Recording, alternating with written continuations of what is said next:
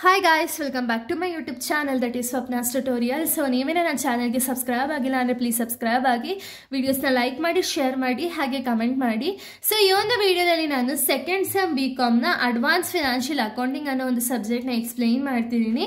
So ಇದು part 4th video ಆಗಿದೆ. Already ನಾನು ಪಾರ್ಟ್ 1 to 3 ಆಲ್ರೆಡಿ ಎಕ್ಸ್ಪ್ಲೈನ್ ಮಾಡಿ ಅಪ್ಲೋಡ್ ಮಾಡಿದ್ದೀನಿ.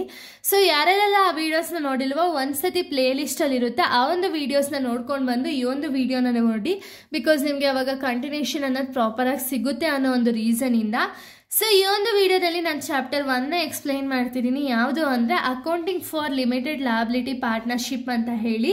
ಇದರಲ್ಲಿ ಪ್ರಾಬ್ಲಮ್ 1ನ ನಾನು ಆಲ್ರೆಡಿ ಎಕ್ಸ್ಪ್ಲೈನ್ ಮಾಡಿ ಅಪ್ಲೋಡ್ ಮಾಡಿದ್ದೀನಿ. ಯಾವ ಬೇಸಿಸ್ ಮೇಲೆ ಅಂದರೆ ಪ್ರಾಫಿಟ್ ಆ್ಯಂಡ್ ಲಾಸ್ ಅಕೌಂಟ್ನ ಯಾವ ರೀತಿ ಸಾಲ್ವ್ ಮಾಡಬೇಕು ಅನ್ನೋ ಒಂದು ಬೇಸಿಸ್ ಮೇಲೆ ಫಸ್ಟ್ ಪ್ರಾಬ್ಲಮ್ನ ಎಕ್ಸ್ಪ್ಲೈನ್ ಮಾಡಿದ್ದೀನಿ. ಅದೇ ರೀತಿ ಇನ್ನೂ ಸ್ವಲ್ಪ ಸ್ಟೇಟ್ಮೆಂಟ್ಸ್ನ ಜಾಸ್ತಿ ಕೊಟ್ಟು ಸೆಕೆಂಡ್ ಪ್ರಾಬ್ಲಮ್ ಸೇಮ್ ಫಾರ್ಮ್ಯಾಟಲ್ಲೇ ಎಕ್ಸ್ಪ್ಲೈನ್ ಮಾಡ್ತಿದ್ದೀನಿ. ಇದು ಪ್ರಾಬ್ಲಮ್ 2 ಆಗಿದೆ. ಸೊ ಪ್ರಾಬ್ಲಮ್ 2 ಕ್ವಶನ್ನ ನಾವು ನೋಡೋದಾದರೆ, Swapna limited liability partnership for the year end 2023-24 prepare P&L account. ಓಕೆನಾ, ಫಾರ್ ದ ಇಯರ್ ಎಂಡಿಂಗ್ 2023-24 ಅಂತ ಹೇಳಿ ನಿಮಗೆ ಕ್ವಶನ್ ಇದೆ ಅಂದ್ಕೊಳ್ಳಿ. ಓಕೆನಾ, ಅದರಲ್ಲಿ ಏನೇನೆಲ್ಲ ಡೀಟೇಲ್ಸ್ ಕೊಟ್ಟಿದ್ದಾರೆ, ಪರ್ಟಿಕ್ಯುಲರ್ಸ್ ರುಪೀಸ್ ಅಂತ ಹೇಳಿ ಕೊಟ್ಟಿದ್ದಾರೆ. ಸೊ ಪರ್ಟಿಕ್ಯುಲರ್ಸ್ ಅಲ್ಲಿ revenue from operation rupees 50 lakh, other incomes rupees 4 lakh, cost of materials consume 20 lakh, salary 8 lakh, rent 3,50,000, depreciation 3 lakh, partners commission 2,50,000, partners salary rupees 1 lakh, printing and stationery rupees 1 lakh, miscellaneous expenses rupees 3 lakh, tax expenses rupees 3,50,000. ಓಕೆನಾ, ಇಷ್ಟು details ನಮಗೆ ಕೊಟ್ಟಿದ್ದಾರೆ. ನಾವೇನು find ಮಾಡಬೇಕು ಅಂದರೆ profit and loss account for the year ending 2023-24ನ ನಾವು find out ಮಾಡಬೇಕು. ಓಕೆನಾ, ಸೊ ಇವಾಗ ನಮಗೆ ಇರೋ ಫಾರ್ಮ್ಯಾಟ್ ಯಾವ ರೀತಿ ಇರೋದು ಅಂದರೆ, ಫಸ್ಟು ಇನ್ಕಮ್ನ ಬರೀತೀರಾ.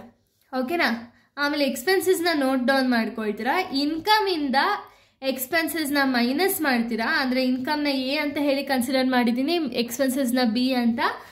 ಆವಾಗ ನಿಮ್ಗೆ ಅಮೌಂಟ್ ಬರುತ್ತೆ. ಈ ಅಮೌಂಟಲ್ಲಿ ನಿಮ್ಗೆ ಏನಾದರೂ ಪಾರ್ಟ್ನರ್ಸ್ ಕಮಿಷನ್ ಅಥವಾ ಸ್ಯಾಲ್ರಿನ ಕೊಟ್ಟಿದ್ರೆ ಮೈನಸ್ ಮಾಡಬೇಕು. ಓಕೆನಾ, ಪಾರ್ಟ್ನರ್ಸ್ ಅಂತಲೇ ಇರಬೇಕು. ಅಕಸ್ಮಾತ್ ಪಾರ್ಟ್ನರ್ಸ್ ಇಲ್ಲ, ಬರೀ ಸ್ಯಾಲ್ರಿ ಇತ್ತು ಅಂದರೆ ಅದು ನಮಗೆ ಎಕ್ಸ್ಪೆನ್ಸಸ್ಸು. ಪಾರ್ಟ್ನರ್ಸ್ ಕಮಿಷನ್ ಅಥವಾ ಪಾರ್ಟ್ನರ್ಸ್ ಸ್ಯಾಲ್ರಿ ಅಂತ ಇತ್ತು ಅಂದರೆ ಅದನ್ನು ನಾವು ಲಾಸ್ಟಲ್ಲಿ ಮೈನಸ್ ಮಾಡಬೇಕು. ಓಕೆನಾ, ಇದಾದ್ಮೇಲೆ ನಮಗೆ ಪ್ರಾಫಿಟ್ ಬಿಫೋರ್ ಟ್ಯಾಕ್ಸ್ ಬರುತ್ತೆ. ಇದಕ್ಕೆ ಟ್ಯಾಕ್ಸ್ನ ಮೈನಸ್ ಮಾಡಿದ್ರೆ ನಮಗೆ ಪ್ರಾಫಿಟ್ ಆಫ್ಟರ್ ಟ್ಯಾಕ್ಸ್ ಎಷ್ಟು ಅಂತ ಹೇಳಿ ಸಿಗುತ್ತೆ. ಓಕೆನಾ, ಸೊ ಇವಾಗ ನೋಡಿ, ನಾವು ಫಸ್ಟ್ ಪ್ರಾಬ್ಲಮ್ನ ಸಾಲ್ವ್ ಮಾಡೋದಕ್ಕಿಂತ ಮುಂಚೆ ಡಿಫ್ರೆನ್ಶಿಯೇಟ್ ಮಾಡ್ಕೊಳ್ಳೋದು, ಯಾವುದಾದ್ರು ಇನ್ಕಮು, ಯಾವುದಾದ್ರು ಎಕ್ಸ್ಪೆನ್ಸಸ್ಸು, ಯಾವುದಾದ್ರು ಟ್ಯಾಕ್ಸು ಅಂತ ಹೇಳಿ. ಸೊ ನೋಡಿ, ಈ ಒಂದು ಕ್ವಶನಲ್ಲಿ ಫಸ್ಟ್ ಏನು ಕೊಟ್ಟಿದ್ದಾರೆ, ರೆವಿನ್ಯೂ ಫ್ರಮ್ ಆಪರೇಷನ್. ರೆವಿನ್ಯೂ ಅಂದರೆ ಏನು, ಇನ್ಕಮ್. ನಮಗೆ ಇದನ್ನು ಇನ್ಕಮ್ ಅಂಡರಲ್ಲಿ ತಗೊಳ್ತೀವಿ. ಅದರ್ ಇನ್ಕಮ್ ಅಂತ ಹೊರೆ ಹೇಳಿ ಮೆನ್ಷನ್ ಮಾಡಿದ್ದಾರೆ, other income. Next cost of material consumed ಅಂದರೆ ಏನು, ಒಂದು ಪ್ರೊಡಕ್ಷನ್ ಆಕ್ಟಿವಿಟಿ ಮಾಡಬೇಕಾದ್ರೆ ಎಷ್ಟು ಮೆಟೀರಿಯಲ್ ಕನ್ಸ್ಯೂಮ್ ಆಗಿದೆ ಅಂದರೆ ಅದು ಎಕ್ಸ್ಪೆನ್ಸಸ್ ಅಲ್ವಾ ಕಂಪ್ನಿಗೆ. So expenses. ನೆಕ್ಸ್ಟ್ ಸ್ಯಾಲ್ರಿ ಅನ್ನೋದು ಕೂಡ ಎಕ್ಸ್ಪೆನ್ಸಸ್. ಇದು ಯಾವ ಅಂಡರ್ ಬರುತ್ತೆ ಅಂದರೆ ಎಂಪ್ಲಾಯಿ ಬೆನಿಫಿಟ್ ಎಕ್ಸ್ಪೆನ್ಸಸ್ ಅಂಡರಲ್ಲಿ ನಾವು ತಗೊಳ್ತೀವಿ. ರೆಂಟ್ ಅಂದರೆ ಏನು, ರೆಂಟ್ ಅಂದರೆ ಅದರ್ ಎಕ್ಸ್ಪೆನ್ಸಸ್, ಇದು ಕೂಡ ಒಂದು ಎಕ್ಸ್ಪೆನ್ಸಸ್. ನೆಕ್ಸ್ಟ್ ಡಿಪ್ರಿಸಿಯೇಷನ್ ಕೂಡ ನಮ್ಗೆ ಎಕ್ಸ್ಪೆನ್ಸಸ್ ಅಲ್ವಾ. ಇದಾದ್ಮೇಲೆ ನಮಗೆ ಪಾರ್ಟ್ನರ್ಸ್ ಕಮಿಷನ್ ಮತ್ತು ಪಾರ್ಟ್ನರ್ಸ್ ಸ್ಯಾಲ್ರಿ ಅಂತ ಹೇಳಿ ಕೊಟ್ಟಿದ್ದಾರೆ. ಓಕೆನಾ, ಇದನ್ನು ನಾವು ಸಪ್ರೇಟಾಗಿ ಮೈನಸ್ ಮಾಡ್ಕೊಳ್ತೀವಿ. ಓಕೆನಾ, ಪಾರ್ಟ್ನರ್ಸ್ ಸ್ಯಾಲ್ರಿ ಆಗಿರ್ಬೋದು, ಪಾರ್ಟ್ನರ್ಸ್ ಕಮಿಷನ್ ಆಗಿರ್ಬೋದು, ಇದನ್ನು ಮೈನಸ್ ಮಾಡ್ಕೊಳ್ತೀವಿ. ನೆಕ್ಸ್ಟ್ ಪ್ರಿಂಟಿಂಗ್ ಆ್ಯಂಡ್ ಸ್ಟೇಷನರಿ ಮತ್ತು ಮಿಸಲೇನಿಯಸ್ ಎಕ್ಸ್ಪೆನ್ಸಸ್, ಇವೆರಡೂ ಕೂಡ ಅದರ್ ಎಕ್ಸ್ಪೆನ್ಸಸ್ ಆಗಿದೆ. ಲಾಸ್ಟ್ ಬಂದ್ಬಿಟ್ಟು ಟ್ಯಾಕ್ಸ್ ಎಕ್ಸ್ಪೆನ್ಸಸ್, ಟ್ಯಾಕ್ಸಲ್ಲಿ ನಾವು ಮೈನಸ್ ಮಾಡ್ಕೊಳ್ತೀವಿ. ಓಕೆನಾ, ಇಷ್ಟೇ ನಮಗೆ ಕ್ವಶನಲ್ಲಿ ಇರೋದು. ಈಗ ಡೈರೆಕ್ಟಾಗಿ ನಾವು ಪ್ರಾಬ್ಲಮ್ ಅನ್ನೋದನ್ನ ಸಾಲ್ವ್ ಮಾಡ್ತಾ ಹೋಗೋಣ. ಸೊ ನೋಡಿ, ಪ್ರಾಬ್ಲಮ್ನ ಸಾಲ್ವ್ ಮಾಡೋದಕ್ಕಿಂತ ಮುಂಚೆ ನಾವು ಫಸ್ಟ್ ಹೆಡ್ಡಿಂಗ್ನ ಬರೀಬೇಕಾಗುತ್ತೆ. ಏನು ಅಂದರೆ, name of the limited liability partnership ಬಂದ್ಬಿಟ್ಟು Swapna for the year ending 2023-24 ಅಂತ ಹೇಳಿ ಹಾಕ್ಬಿಟ್ಟು, ಇದಾದ್ಮೇಲೆ ನಾವು ಫಾರ್ಮೆಟ್ನ ಹಾಕೋಬೇಕಾಗುತ್ತೆ. Particulars, note number, current year, previous year ಅಂತ ಹೇಳಿ ನಮಗೆ 4 ಕಾಲಮ್ಸ್ನ ಹಾಕ್ಕೊಂಡು ಅದಾದಮೇಲೆ ನಾವು ಪ್ರಾಬ್ಲಮ್ ಅನ್ನೋದನ್ನ ಸ್ಟಾರ್ಟ್ ಮಾಡ್ತಾ ಹೋಗಬೇಕು. ಓಕೆನಾ, ಸೊ ಪ್ರಾಬ್ಲಮ್ ಅಲ್ಲಿ ಇವಾಗ ನಾವು ಕ್ವಶನ್ನ ನೋಡೋದಾದ್ರೆ ಫಸ್ಟ್ ಇರುವಂತ ಇನ್ಕಮ್ಸ್ನ ನಾವು ಬರಿಬೇಕು, ಅದಾದ್ಮೇಲೆ ಎಕ್ಸ್ಪೆನ್ಸಸ್ ಅನ್ನೋದನ್ನ ಬರಿಬೇಕು. ಓಕೆನಾ, ಇಲ್ಲಿ ಎಷ್ಟು ಇನ್ಕಮ್ ಇದೆ, 2 ಇನ್ಕಮ್ ಕೊಟ್ಟಿದ್ದಾರೆ ಕ್ವಶನ್ ಅಲ್ಲಿ. ಯಾವ್ದು, revenue from operation 50 lakh, other income rupees 4 lakh. So ಅದು ಎರಡನ್ನು ಬರೆಯೋಣ. So first heading revenue from operation 50 lakh, other income 4 lakh. So ಇವೆರಡೂ ಆ್ಯಡ್ ಮಾಡಿದ್ರೆ ನಮಗೆ ಟೋಟಲ್ ಇನ್ಕಮ್ ಎಷ್ಟು ಬರುತ್ತೆ ಅಂದರೆ 54 lakh ಬರುತ್ತೆ. ಅಂದರೆ 50 lakh ಪ್ಲಸ್ 4 lakh ಎರಡೂ ಆ್ಯಡ್ ಮಾಡಿದಾಗ 54 lakh rupees ಟೋಟಲ್ ಇನ್ಕಮ್ ಬರುತ್ತೆ. ಈ ಟೋಟಲ್ ಇನ್ಕಮಿಂದ ನಾವು ಎಕ್ಸ್ಪೆನ್ಸಸ್ನ ಮೈನಸ್ ಮಾಡ್ತಾ ಹೋಗಬೇಕು. ಓಕೆನಾ? ಎಕ್ಸ್ಪೆನ್ಸಸ್ ಯಾವುದಾದಿದೆ ನಮಗೆ ಕ್ವಶನಲ್ಲಿ ಅಂತ ಹೇಳಿ ನಾವು ಫಸ್ಟ್ ನೋಡೋದಾದರೆ, first cost of material consume ₹20 lakh ಅಂತ ಹೇಳಿ ಕೊಟ್ಟಿದ್ದಾರೆ. ಸೊ ನಾವು ಆರ್ಡರ್ ವೈಸ್ ಹೋಗಬೇಕಾಗಿರೋ ರೀಸನಿಂದ ಫಸ್ಟ್ ಎಂಪ್ಲಾಯಿ ಬೆನಿಫಿಟ್ ಎಕ್ಸ್ಪೆನ್ಸಸ್ನ ತಗೊಳ್ಳೋಣ. ಅಂದರೆ ಯಾವುದು? ಸ್ಯಾಲ್ರಿ. ಸೊ ಸ್ಯಾಲ್ರಿ ಎಷ್ಟು ಕೊಟ್ಟಿದ್ದಾರೆ ಕ್ವಶನಲ್ಲಿ? 8 lakh rupees ಕೊಟ್ಟಿದ್ದಾರೆ. ಸೊ ನಿಮ್ಗೆ ಇನ್ನೊಂದು ಡೌಟ್ ಬರುತ್ತೆ, ಏನು ಅಂದರೆ ಇಲ್ಲಿ ಸ್ಯಾಲ್ರಿ ಅಂತ ಹೇಳಿ ಎರಡಿದೆ, ಒಂದು ನಾರ್ಮಲ್ ಸ್ಯಾಲ್ರಿ, ಇನ್ನೊಂದು ಪಾರ್ಟ್ನರ್ಸ್ ಸ್ಯಾಲ್ರಿ. ಇದರಲ್ಲಿ ಯಾವ್ದು ತಗೋಬೇಕು? ಸ್ವಲ್ಪ ಕನ್ಫ್ಯೂಸ್ ಆಗುತ್ತೆ ಅಲ್ವಾ? ಸೊ ನೀವು ಏನು ಮಾಡಬೇಕು ಅಂದರೆ ಬರೀ ಸ್ಯಾಲ್ರಿನ ಮಾತ್ರ ಎಂಪ್ಲಾಯಿ ಬೆನಿಫಿಟ್ ಎಕ್ಸ್ಪೆನ್ಸಸ್ ಅಲ್ಲಿ ತಗೋಬೇಕು. ಪಾರ್ಟ್ನರ್ಸ್ ಅಂತ ಏನೇ ಇದ್ರೆ ಪಾರ್ಟ್ನರ್ಸ್ ಕಮಿಷನ್ ಆಗಿರ್ಬೋದು, ಪಾರ್ಟ್ನರ್ಸ್ ಸ್ಯಾಲ್ರಿ ಆಗಿರ್ಬೋದು, ಇದನ್ನ ಸಪ್ರೇಟಾಗಿ ಡಿಡಕ್ಟ್ ಮಾಡ್ಕೋಬೇಕು. ಓಕೆನಾ? ಸಪ್ರೇಟಾಗಿ ಮೈನಸ್ ಅನ್ನೋದನ್ನ ನೀವು ಮಾಡಬೇಕು.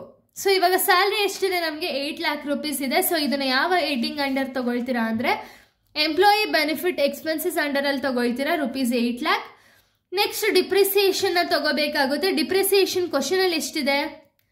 3 lakh rupees ಡಿಪ್ರಿಸಿಯೇಷನ್ ಇದೆ. ಆಸ್ ಇಟ್ ಈಸ್ 3 lakhನ ತಗೊಳ್ತೀರಾ, ಡಿಪ್ರಿಸಿಯೇಷನ್ 3 lakh.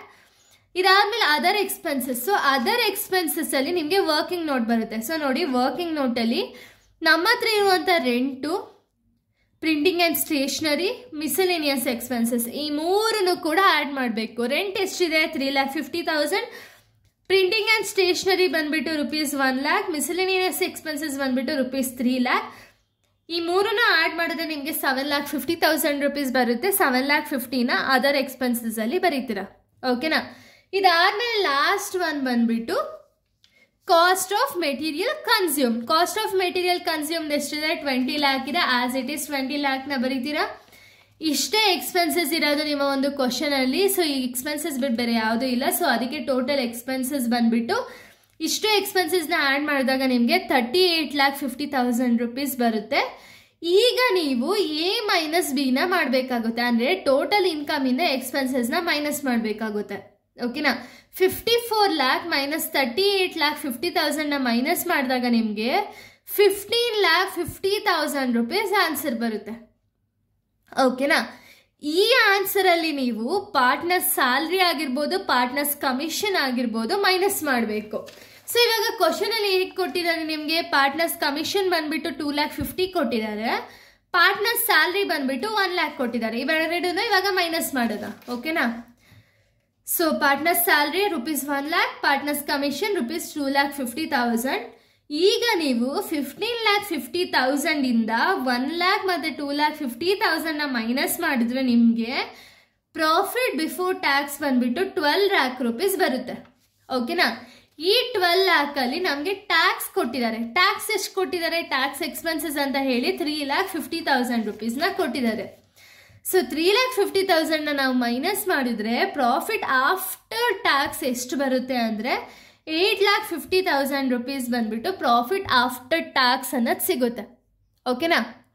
ಸೊ ಇಷ್ಟೇ ಈ ಒಂದು ಪ್ರಾಬ್ಲಮ್ಮು. ಇಲ್ಲಿಗೆ ಈ ಒಂದು ಪ್ರಾಬ್ಲಮ್ ಅನ್ನೋದು ಕಂಪ್ಲೀಟ್ ಆಗುತ್ತೆ. ಇದು ಸಿಂಪಲ್ ಪ್ರಾಬ್ಲಮ್ಸ್ ಆಗಿದೆ. ಓಕೆನಾ? ಇನ್ನು ನೆಕ್ಸ್ಟ್ ವಿಡಿಯೋದಲ್ಲಿ ನಾನು ಇದೇ ರೀತಿ ಪ್ರಾಫಿಟ್ ಆ್ಯಂಡ್ ಲಾಸ್ ಅಕೌಂಟ್ನೇ ಮಾಡಬೇಕು, ಬಟ್ ಪಾರ್ಟ್ನರ್ಸ್ ರೇಷಿಯೋ ಕೊಟ್ಟಿರ್ತಾರೆ. ಸೊ ನೋಡಿ, ಇಲ್ಲಿ ಇವಾಗ ABC ಅಂತ ಹೇಳಿ 3 ಪಾರ್ಟ್ನರ್ಸ್ ಇರ್ತಾರೆ. 3 ಪಾರ್ಟ್ನರ್ಸ್ಗೆ ಎಷ್ಟೆಷ್ಟು ರೇಷಿಯೋದಲ್ಲಿ ನಾವು ಶೇರ್ ಮಾಡಬೇಕು ಅನ್ನೋದನ್ನ ನೆಕ್ಸ್ಟ್ ವಿಡಿಯೋದಲ್ಲಿ ನಾನು ಹೇಳ್ತಾ ಹೋಗ್ತೀನಿ. ಸೊ ಇಲ್ಲಿಗೆ ಈ ಒಂದು ವಿಡಿಯೋ ಅನ್ನೋದು ಕಂಪ್ಲೀಟ್ ಆಗುತ್ತೆ. ನೆಕ್ಸ್ಟ್ ವಿಡಿಯೋದಲ್ಲಿ ನಾನು ಬೇರೆ ಒಂದು ಪ್ರಾಬ್ಲಮ್ನ ಎಕ್ಸ್ಪ್ಲೈನ್ ಮಾಡ್ತೀನಿ. So thank you guys, thanks for watching.